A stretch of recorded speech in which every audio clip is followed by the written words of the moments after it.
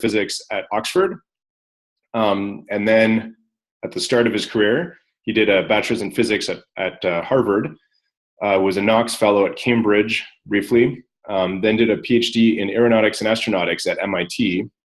And by the time he finished his PhD, already had a faculty position at MIT in meteorology.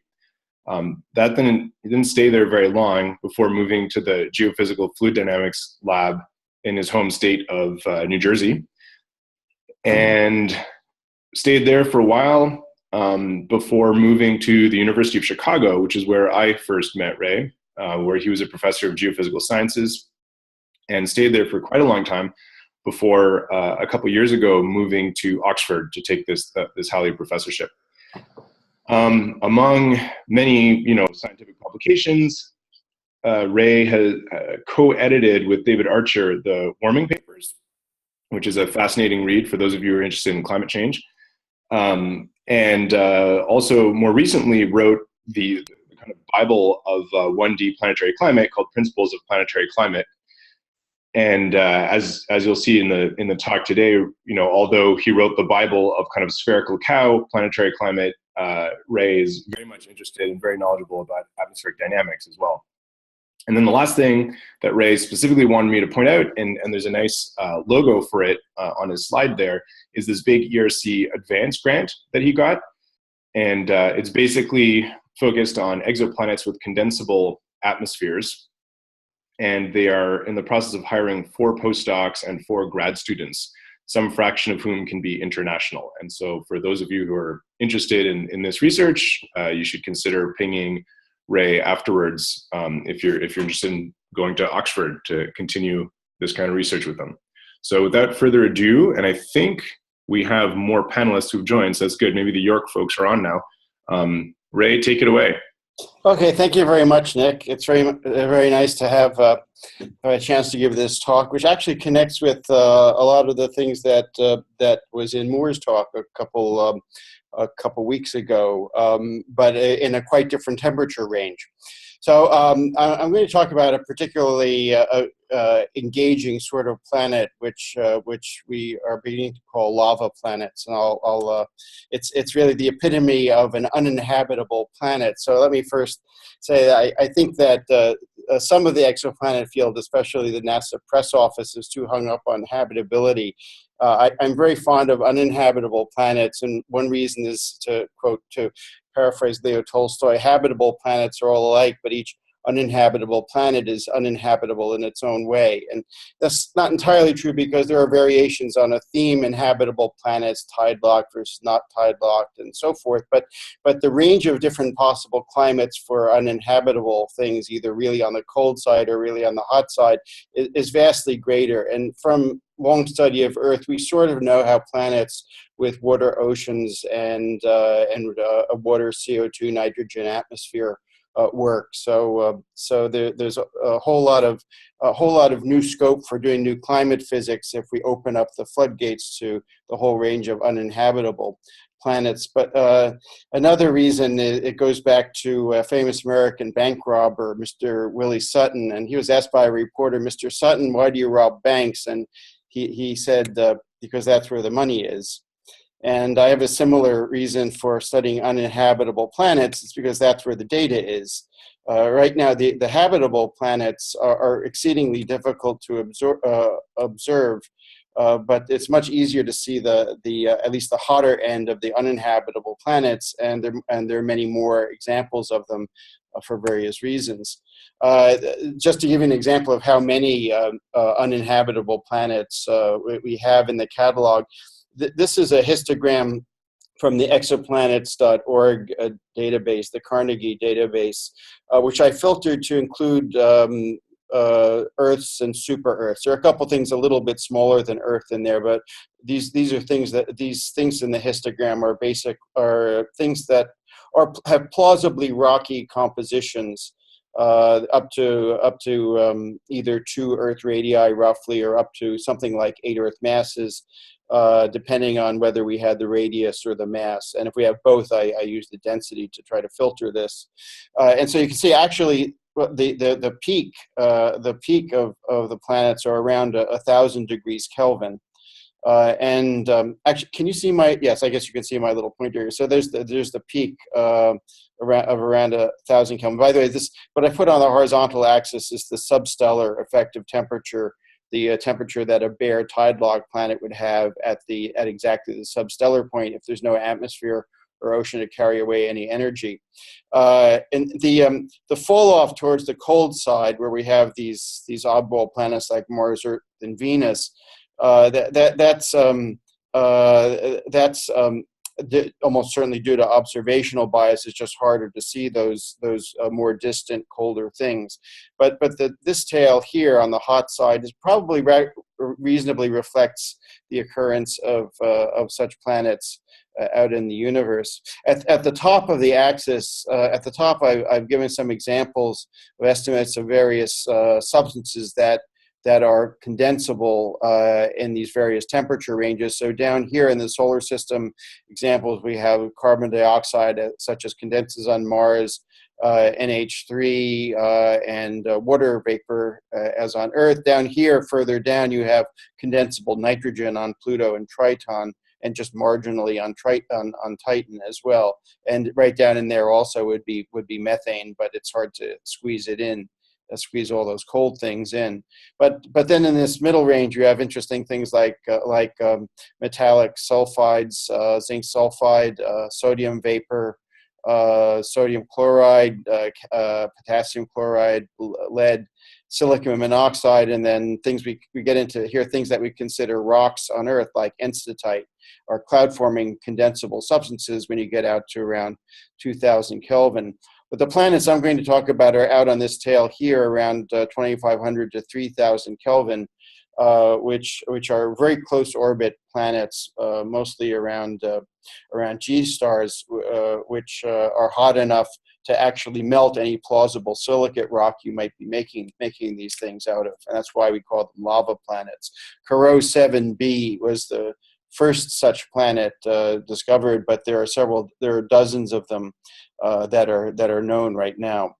Okay, they're very these uninhabitable planets. They're comparatively easy to find and characterize because they're close to their star, and they make the star wobble more, so that they were easier to detect with radial velocity. And they block more starlight because they're closer in, so they're easier to detect by transit methods.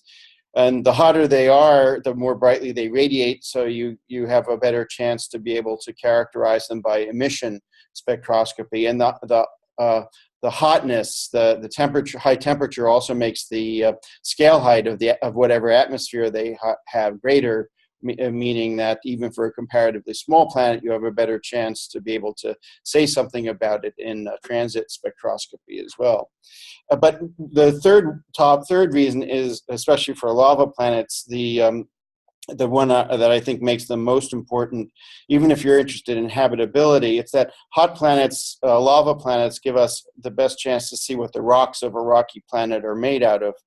If you're trying to do reflection spectroscopy, it's very hard to tell what a rock is made out of. The spectral features of solids are very subtle, and we don't even know how much light is going to get through to the surface for a planet with an atmosphere.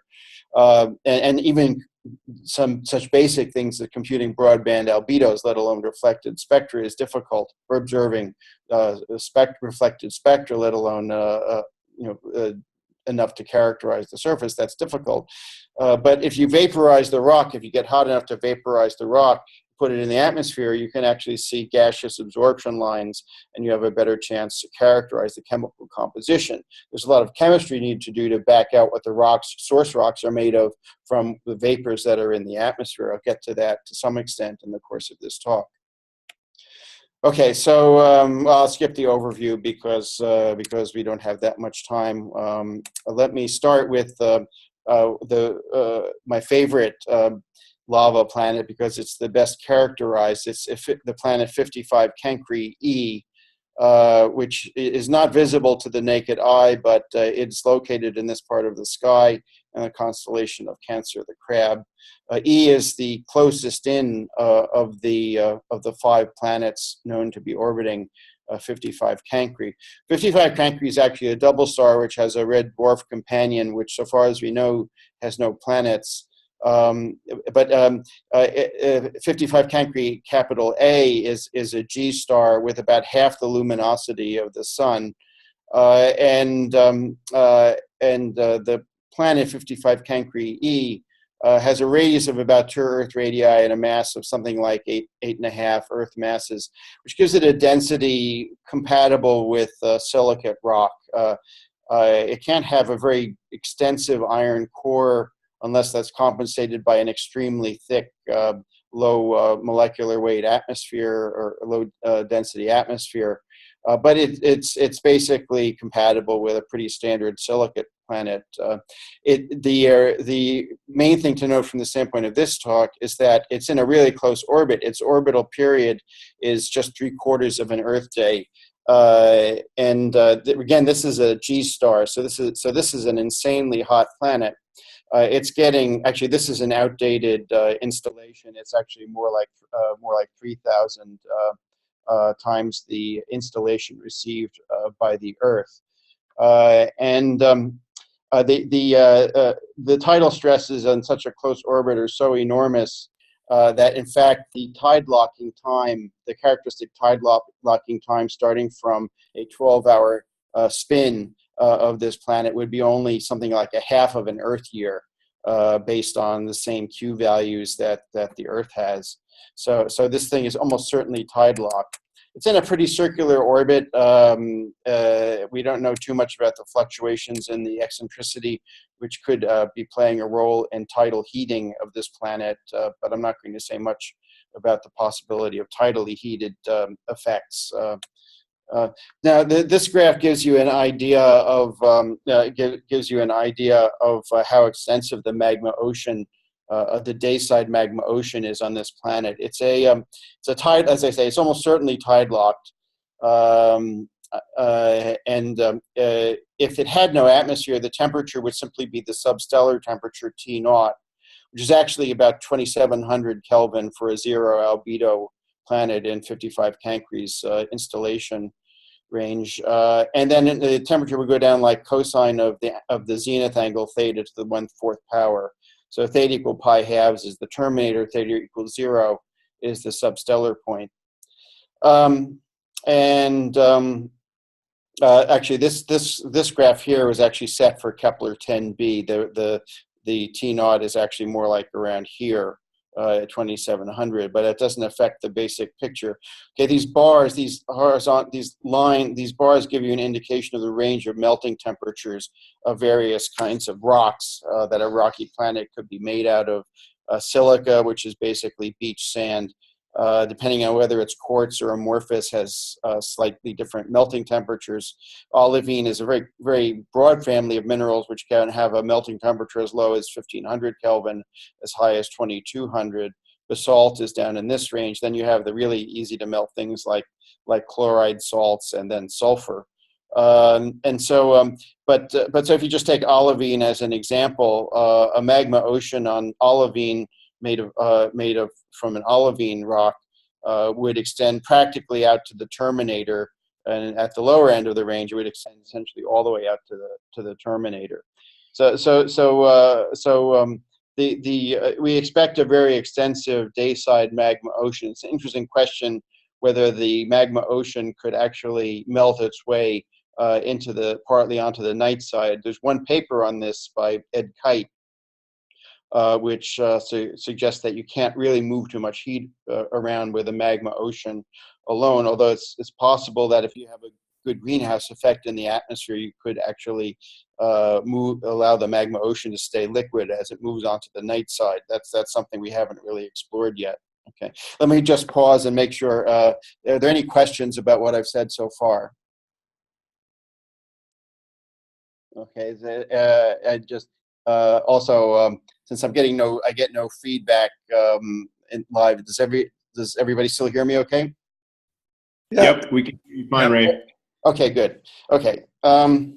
Okay. So now, one of the interesting features that makes a magma ocean different from a low temperature liquid ocean, like a water ocean or a CO2 ocean, is that in the case of a water ocean at 300 K like the Earth, you have liquid phase water, and then you have water vapor in Clausius-Clapeyron equilibrium that evaporates from it.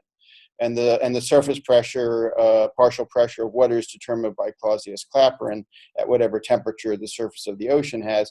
You could have a liquid CO2 ocean up to the critical point of CO2, which is about 300 Kelvin, and the pressure at that point by Clausius-Clapeyron is somewhere in the order of 50 bars. And so still at those temperatures, what you get out of a CO2 liquid ocean is CO2 vapor. But silicate melts are complex liquids, and although the minerals that go into them may be things like hematite or magnesium oxide, enstatite, which I didn't put down there, silica, what you get out when you melt them at 3,000 Kelvin or 1,800 Kelvin, 2,700 Kelvin, that range, isn't the stuff that they're made out of. You get this stew of interesting things that dissociate from the bare stuff the liquid is made out of.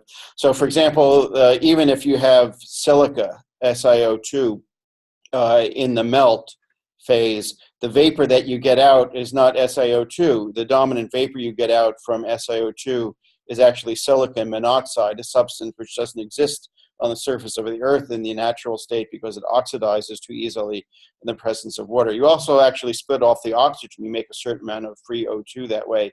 And the sodium comes out of this rock in the form of sodium vapor, not in the form of vapor phases of whatever compounds the sodium is in there. And so this is actually a fairly complicated process itself with many unresolved features.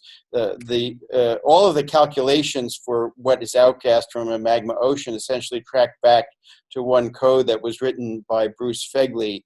And I think we badly need an independent check and more experimental checks on this sort of calculation, which is based on a big Gibbs energy minimization. This is from a paper written by Yama Miguel and Lisa Kaltenegger based on using Bruce Fegley's code, which gives you the vapor pressures of various substances in vapor equilibrium with a bulk silicate earth melt at various temperatures, going from 1,000 Kelvin to 3,500 Kelvin, and the vertical axis is the log of the partial pressure in bars. So this is 1 bar up there, 100 millibars somewhere around there, and this assumes that all the volatiles like carbon and so forth have already been degassed and lost. It's an interesting question which we're working on. What happens if you have something like CO2 or H2O in a thick atmosphere? How does that interact with the magma ocean? How much goes into it? How does it chemically react? But this is your basic picture of what would outgas into a vacuum from a volatile depleted magma ocean. And from this spaghetti of curves, I'll just pick out 2 curves, which is sodium, the gray one here, which is dominant up to just about 3,000 Kelvin. And then the red curve is silicon monoxide, which is which crosses with sodium vapor at about just shy of 3,000 Kelvin. So for temperatures of 55 Cancri, and Kepler 10 would be right around here at 3,000 Kelvin or so. Or even 3,100, you have sort of equal parts. You have something like 100 millibar atmosphere composed of sodium vapor and silicon monoxide if you don't have any background non-condensable atmosphere. And we'll see from the data that there probably is a background non-condensable atmosphere on 55 Cancri E, although we don't really know very well what it's made of yet. Okay, now sodium is interesting. It's an interesting thing to look for. It's a good astrophysical marker because the D lines in the yellow of sodium are so incredibly strong. Even in tiny concentrations, it should be possible to see sodium. And so these are very familiar from the awful yellow light of low-pressure sodium vapor lamps, which are the bane of dark night skies in urban areas, to a very, very narrow, strong doublet. Ironically, you can actually get a almost perfect D doublet by plugging in an American-style kosher dill pickle. I've tried this with various other vegetables, even marinated in brine, and kosher dill pickles work. That style of pickle works best. But if you put that through a spectrograph, you get it, even though it's a condensed substance, you get an almost perfect low pressure pair of D lines. I'm not sure how that's working, but it's interesting. But low pressure sodium vapor lamps work at pressures of like 1 Pascal, which is much lower than even the pure sodium vapor pressure for lava planets. There's another kind of, oh yeah, I should point out that the D lines were actually first discovered in the solar atmosphere, where they show up as absorption features, and which makes the point that actually, since the center of the lines is depleted by typical stellar atmospheres, if you're trying to look for sodium in transit absorption spectroscopy, your light source is somewhat depleted at the center of the lines, depending on how much Doppler shift you have from the planetary motion, which means that actually the interpretation of the amount of sodium in the atmosphere, the detection, depends very much on the line shape of the wings of the sodium, which still has several unresolved issues about it. Adam Burrows has written about that.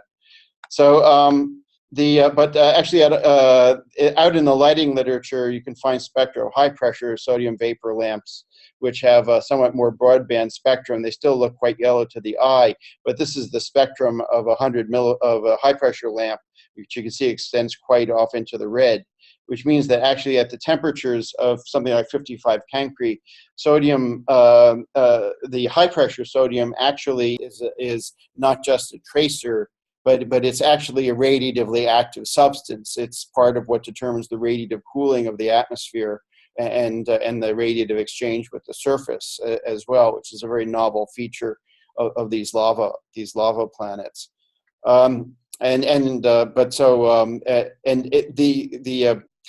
This is just broadening, more or less self-broadening by the sodium in the spectrum for the high pressure sodium vapor lamp. But if you have a high pressure, if you had, say, a bar or two of something like nitrogen or CO2 in the atmosphere, you'd have additional collisional broadening, which would broaden even more of the forest of lines that sodium has. So the expected planet that you get if you have outgassing into a vacuum, and this is more or less the picture that Hélène Léger had for Corot 7b, which was fleshed out by Kristen Manu and Castaing, is that you have a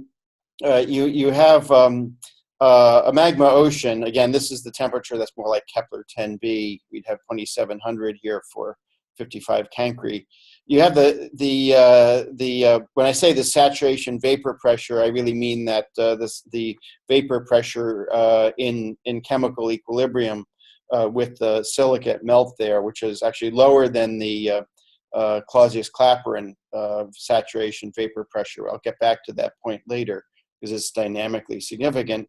But you have pressure, like say 100 millibars of sodium vapor pressure on the day side. But on the night side, which is getting no illumination, it's very cold, so the vapor pressure is essentially zero. And that drives a flow of that drives a pressure-driven flow of these substances from the day side to the night side, where the condensable things will condense out as they approach the night side. A lot of them will condense out by the time they reach the terminator. Some may reach all the way to the night side before they condense out. But if you have strong enough energy loss, the condensation will mean that you have only a local atmosphere with significant pressure on the day side, but essentially a vacuum on the night side, and an extremely strong pressure gradient driving a flow from the day side to the night side. We'll see shortly that this is not the only kind of solution for this sort of locally sourced atmosphere, and we have examples in our solar system that will be familiar to many of you that show how you can have global atmospheres from this kind of setup as well. So the solar system analogs are two cases that were studied by Andy Ingersoll and modeled with one of these really nice conceptual or reduced complexity models that Andy is so good at. And so one example is sulfur dioxide on Io. You have two sources of sulfur dioxide on Io. You have volcanic plumes. That's what this picture is. This is an actual picture. You can see what you're seeing here is sulfur dioxide ice as it expands outward in a hemisphere from a volcanic plume, giving you a local SO2 atmosphere that doesn't get very far from the source.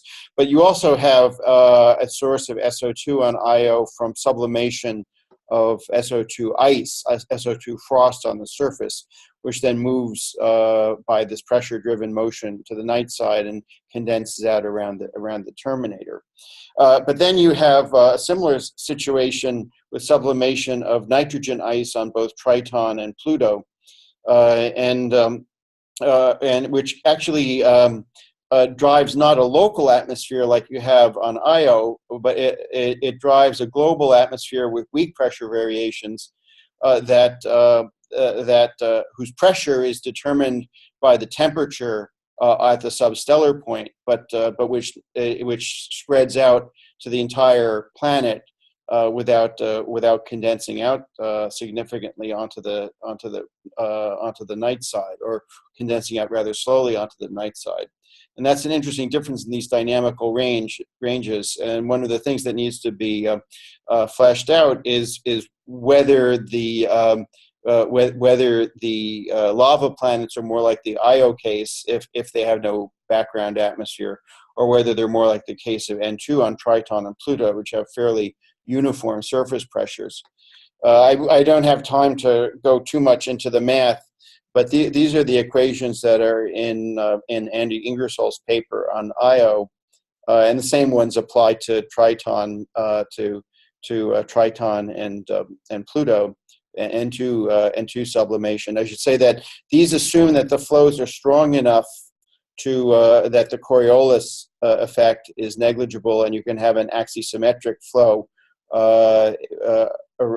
Theta here is the angle relative to the substellar point.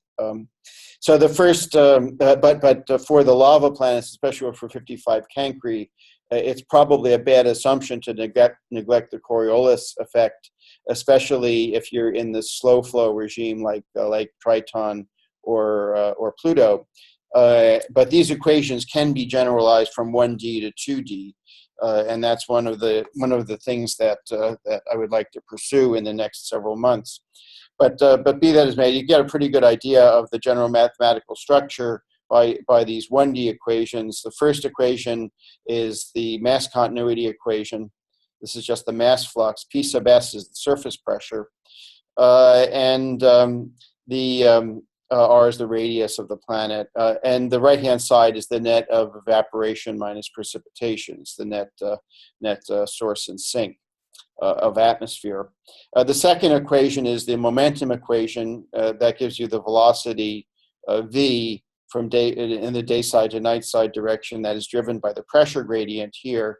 And then there's a friction term represented as tau there, which is quite important in determining how the velocity varies as you go away from the substellar point. The h is a bit like a scale height. It's the only way that this is a vertically averaged theory. H is a measure of the depth, in some sense, of the depth of the atmosphere, and then the final equation is the energy equation, which has a thermal source and sink on the right-hand side, a source from the input of stellar energy, and a sink from, in general, radiative and turbulent heat transfer. In the equations as Ingersoll and later Kassim and Nu used them, it was purely the turbulent exchange with the surface that was included in Q. But in fact, the radiative effects can be quite important and need to be put into that as an extension of these models. Also, you notice there's no term here for the transport of latent heat, which for full generality, given that there's quite a lot of latent heat carried by these atmospheres, should be there. It just has the sensible heat, C sub P, times the temperature in there. So we're pursuing all of these extensions of these equations, but these equations still give you a pretty good feel for the basic fluid dynamics of how these thin, locally sourced atmospheres behave.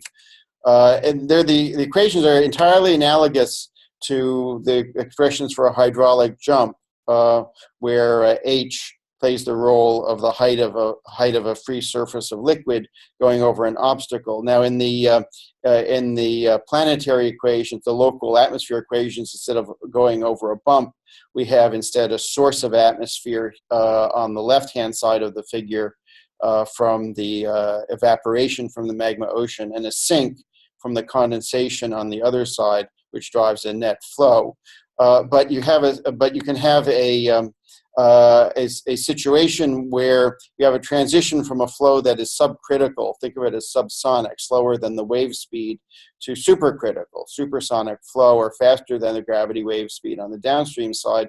And the flow has to be exactly critical meet the critical flow condition. So essentially, it goes through Mach 1 at the crest of the obstacle. And there's a similar Mach 1 transonic condition at some theta for the atmosphere in the case where you drive the flow supersonic due to very strong condensation, which is the case for the Io-type atmospheres. So they're also the same equations that appear in the supersonic rocket novels, like the de Laval nozzle, where you feed in flow subsonically, you go through Mach 1 at the area minimum, and you come out supersonically. And they're the same equations that apply to the Parker stellar wind, which in turn is it can be generalized to give the theory of hydrodynamic escape of planetary atmospheres heated by EUV and X-rays, as opposed to just the thermal energy at the surface of the star. So these are very well-studied sorts of equations. But there are actually two atmospheric regimes which correspond roughly to the Triton type of regime with a global atmosphere, and the Io type regime with a local atmosphere. So in the top case, if we have weak cooling of the atmosphere due to weak radiative cooling or weak turbulent energy loss to the surface, you have a weak source from evaporation on the day side because because it's staying close to equilibrium, because you're not taking mass away very quickly. You have a weak sink through very weak condensation. And you have a weak pressure gradient, so you drive a flow that is subcritical, basically subsonic throughout the whole planet, and you have a nearly uniform temperature, uniform pressure atmosphere. In the other extreme, where you have stronger mass loss, stronger cooling, then you have a very strong evaporative source from the magma ocean on the day side.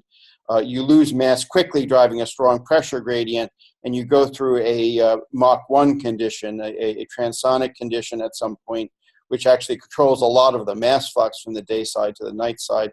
Supercritical flow, which peters out as you approach a perfect vacuum onto the night side. Actually, my student Feng Ding is just finished a draft of a paper on the sort of things that distinguish these global atmospheres from local atmospheres. But there's still a lot to do to explore the territory of radiative cooling and turbulent heat transfer and the things that govern the difference. And of course, we haven't really touched the problem of Coriolis forces yet and how that changes these flows. For some reason, it's been generally assumed the calculations that have been done for lava planets have assumed that they're in the local atmosphere regime, but I can actually cook up circumstances under which they would be in the global atmosphere regime, even if you have no non-condensing background flow. Let me just pause again. Are there any questions so far? Everybody happy? Yep. Okay, good. Yeah.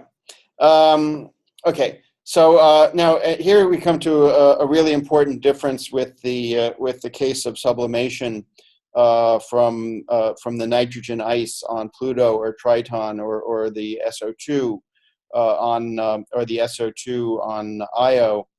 And that's if you're sublimating from an ice or from a low temperature liquid ocean like water on Earth, then the vapor pressure comes out in Clausius-Clapeyron equilibrium,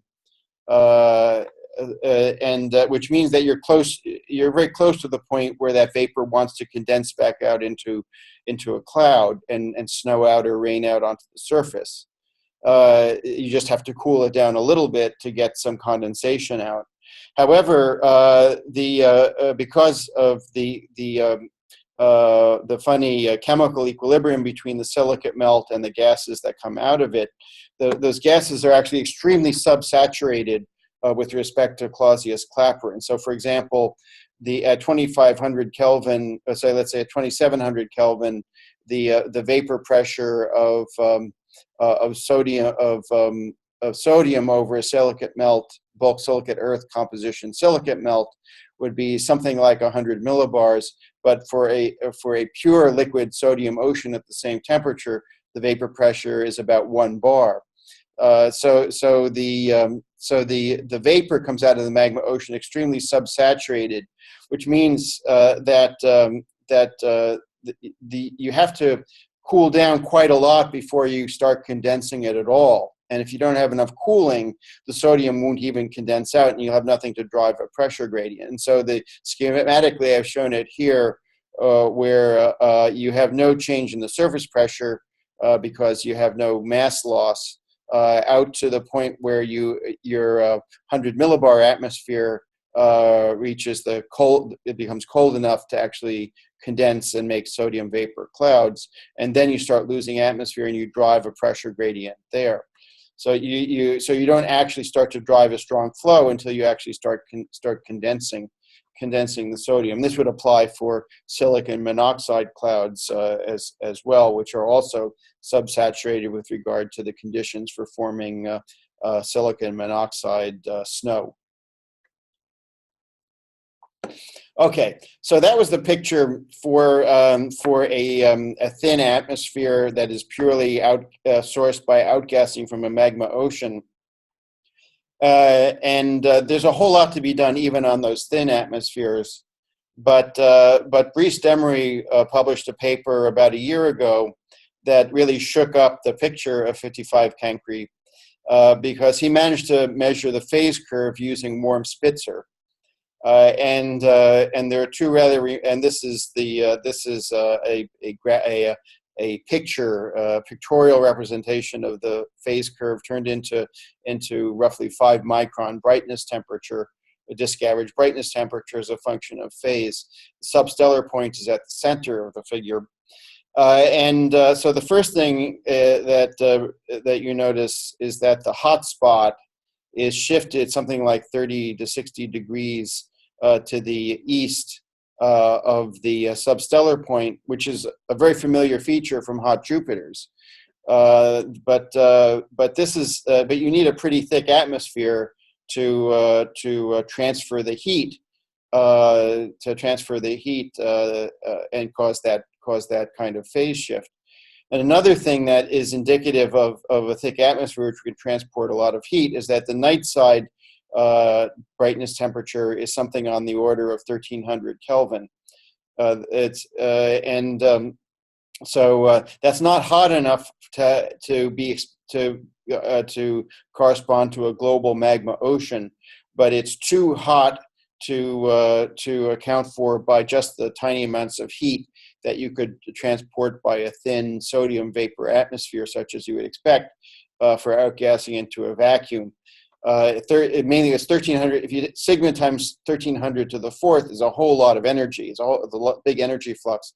So you have to transport a whole lot of heat to the night side in order to keep it that hot. You can't really do that by geothermal heat flux because to have enough heat flux to get through a solid crust, uh, to raise it to a temperature of 1300 Kelvin would basically melt through their crust and give you a global magma ocean. Although there is some possibility you could do something with a thin crust and a lot of fissures and volcanism on the night side, and that's something that no one has really explored yet. But I'm going to explore the possibility. My student Mark Hammond and I have explored the possibility of whether you could explain this, what kind of thick non-condensable atmosphere could you explain this with? So now we're going to an extreme where, to a first approximation, we're ignoring the sodium vapor and the silicon monoxide that's outgassed from the magma ocean, and assuming that we have a 1 bar to 10 bar atmosphere of some kind of composition that has a dynamics that's driven by this heating, this heating gradient between day side and night side, and what kind of atmosphere is compatible with this combination of day side, night side heat contrast and phase shift of the hotspot. Another interesting thing that came out just a little bit earlier than Breese's paper, which is, I think, somewhat more it's a widely questioned observation, though no one has specifically shot it down. This was done with Hubble. This is in the Hubble near infrared range from about 1 to 2 microns. And so this is the transit depth spectrum, atmospheric absorption in ppm, as a function of wavelength, and the bars are the actual data.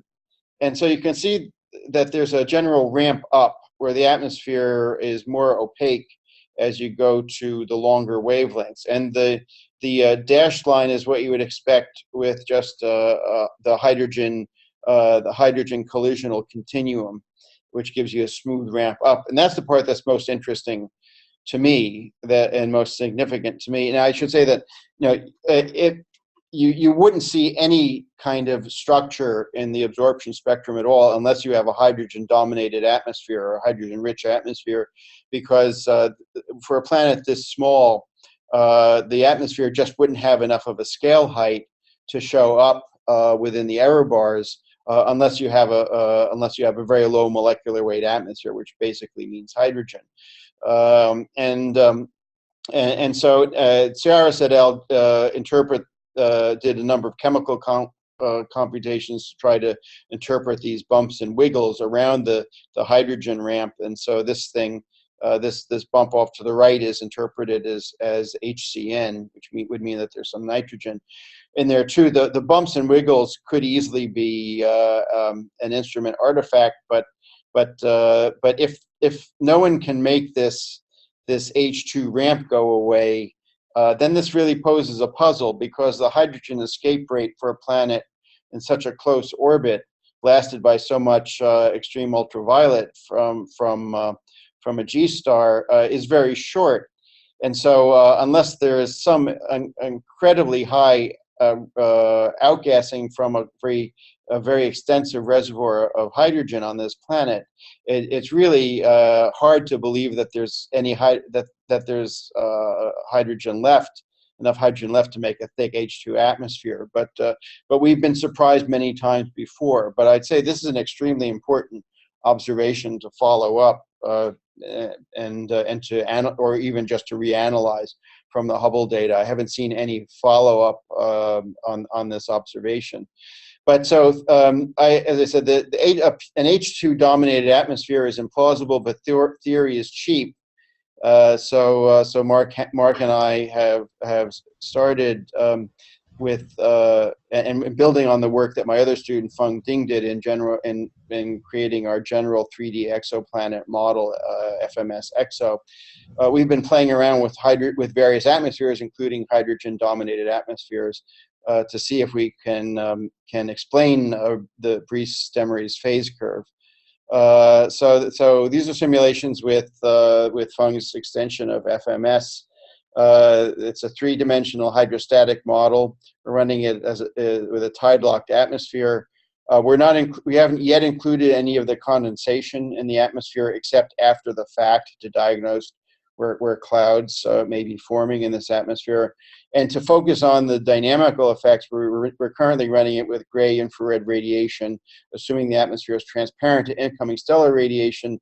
But we have set our gray opacity parameters to give us the same temperature and vertical structure as we get from radiative convective models using real gas runs with the H2 continuum. So we're in the right vertical structure range, and H2 doesn't absorb enough of the incoming stellar to substantially change the climate.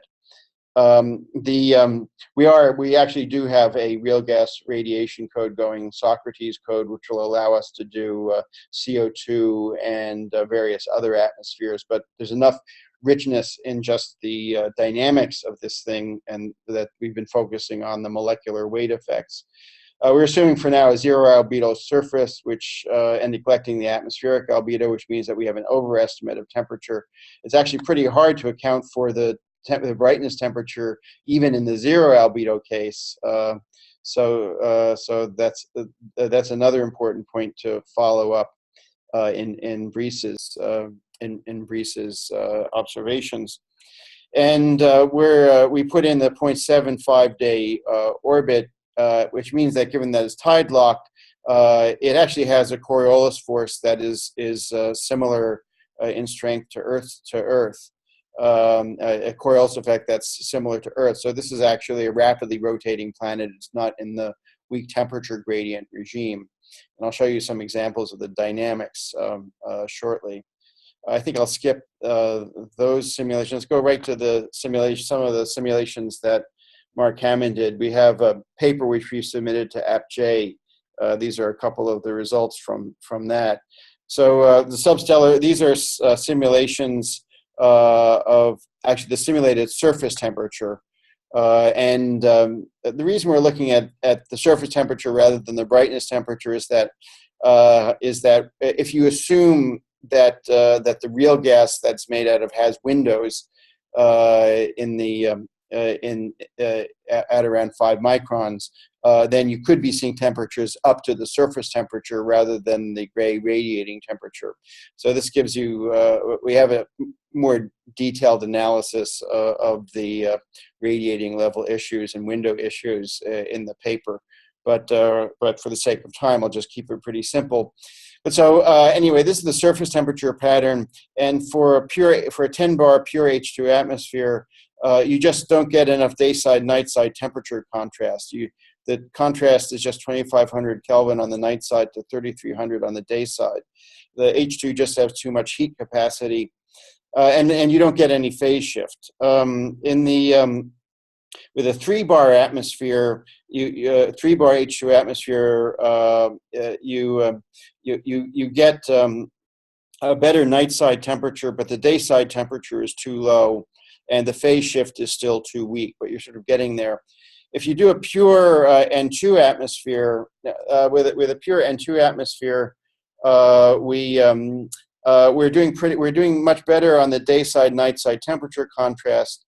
But we don't get enough of a phase shift, especially when you take into account the disk averaged effects, where these hot wings over here, help to cancel out some of the little phase shift we do get along the equator. There's a lot of really interesting fluid dynamics, which I don't have time to go into here, that determines the shape of this temperature pattern. And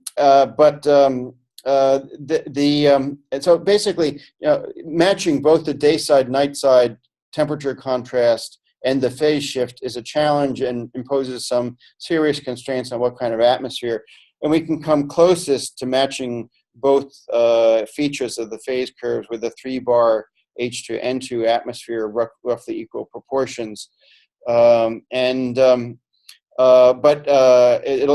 close we get shows up better in the synthetic phase curves.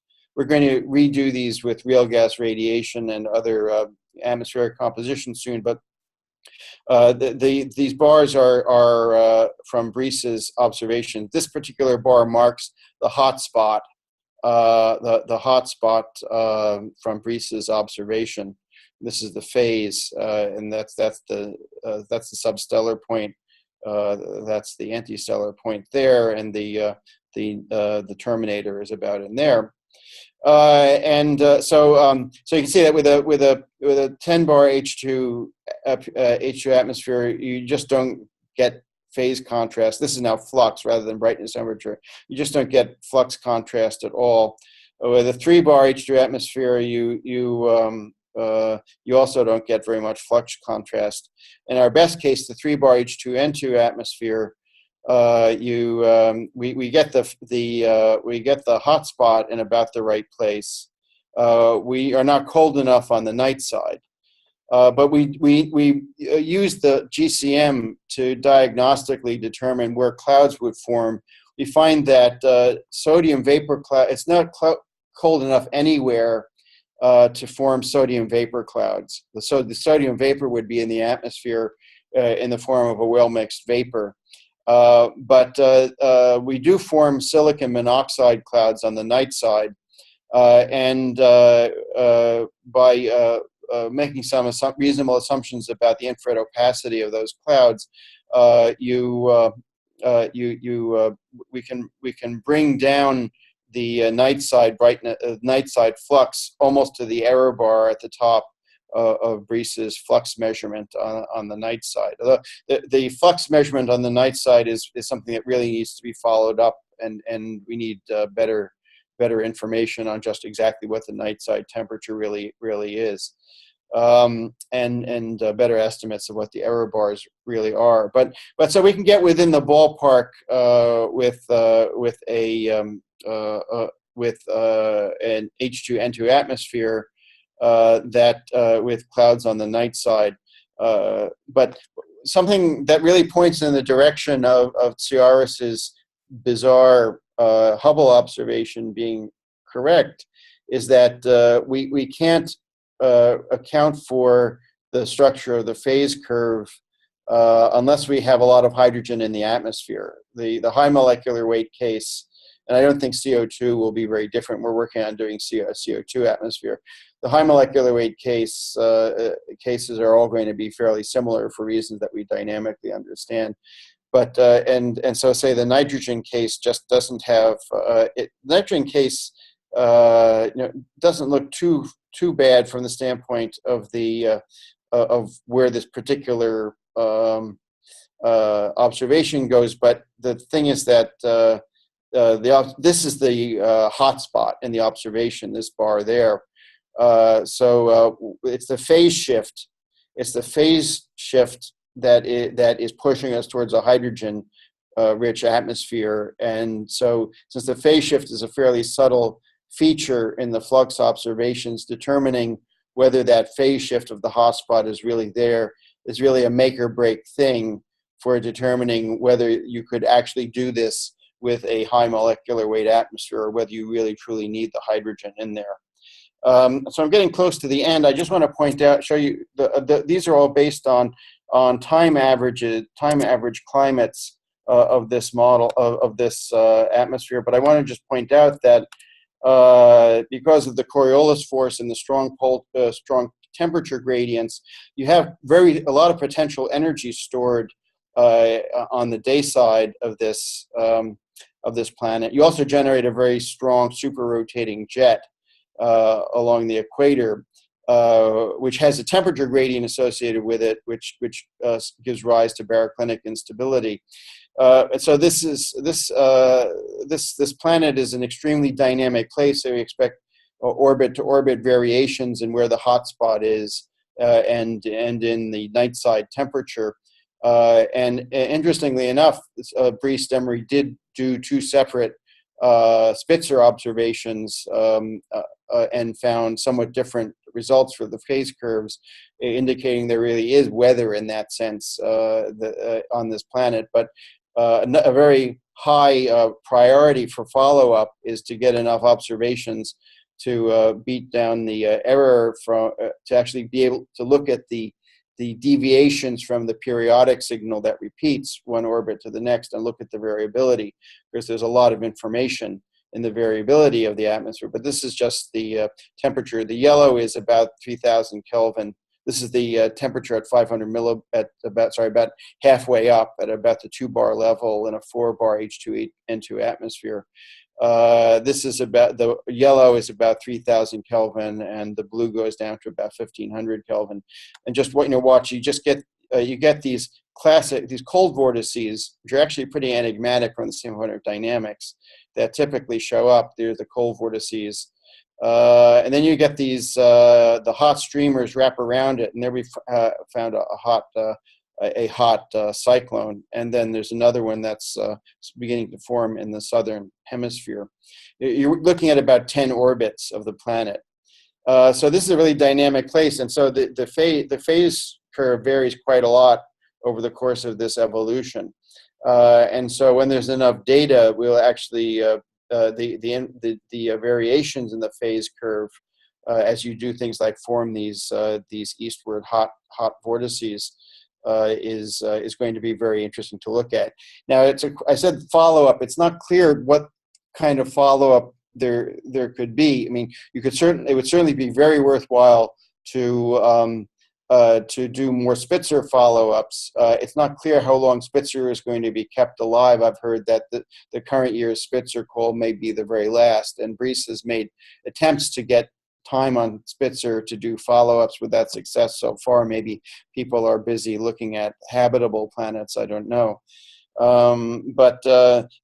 This is not a 55 Cancri, I understand, is not a very good candidate for follow-up with James Webb because it's too bright.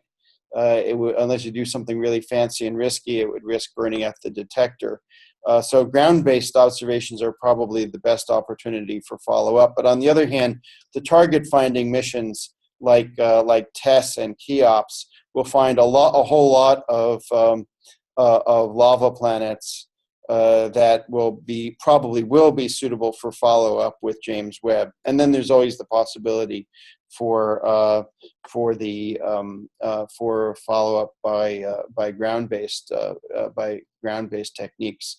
I won't, since I'm out of time, I won't go through my conclusions in detail, but just say that there's a whole lot of richness in the atmospheric dynamics of lava planets. We can and with the rather crude phase curves we have for 55 Cancri, we can already interrogate significant aspects of the 3D dynamical regime that require three-dimensional general circulation models for super Earths, if they're hot super Earths. And so there's a big future in comparative planetology for lava planets. And a lot of really interesting modeling to be done, as well as observational work and modeling in the aid of interpreting the observations and planning observations. Thank you very much. That's it. Thanks, Ray. That was gripping. So I know I have a bunch of questions and comments, but I figured we should probably start with someone who's not the